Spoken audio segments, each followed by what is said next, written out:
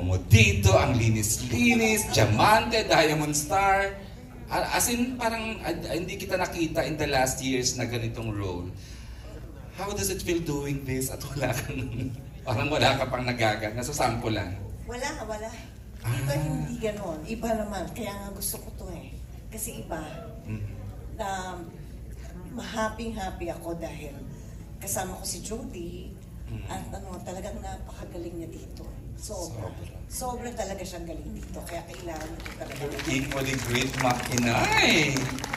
Iyak nang iyak yung last 20 minutes sa pagpasok. Yung napaka-hopeful ng character mo. Yun, people were saying na, ay, there's hope for Jasmine. Parang, di ba, parang nung dumating ka, parang, tapos it turned out na nasa, in the making pala yung backstory mo. Meron palang ibang may motive pala tong si Inay, yung character niya, si Aster. Pwede bang ulitin for the benefit of those na naandito na, yung backstory lang na without oversharing, yung backstory ni Aster?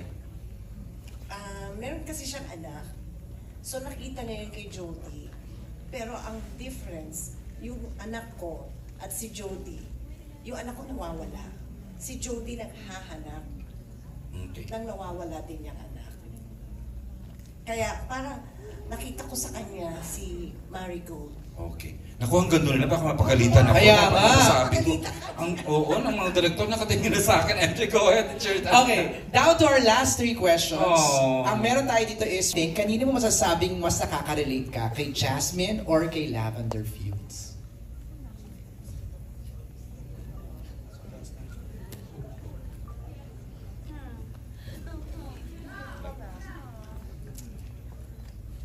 Pareho kasi sila eh. Yung kay Jasmine kasi yung pagiging positibo niya sa buhay. Siya yung tipong karakter na parang walang masamang tinapay sa kanya. Kung makikita mo siya doon sa panahon ng buhay niya, prior niya nakilala si Arthur. Ano siya eh, ano lang siya, parang masayahing tao. Simple. Si Lavender naman, nakaka-relate ako sa kanya, I guess. Siguro, kasi syempre paglalaban mo naman din talaga kung para sa'yo, hindi ba? I think, hindi lang ako pero yung audience, pag napanood nila si Jasmine or si Lavender, I'm sure mahahanap nila yung sarili nila sa kanilang parehong character or makaka-relate sila. Yan. Alright. And that's it, Kuya AJ. Yun na yung mga questions. Actually, we can entertain 2 more. Hindi kompleto ang press con without a question.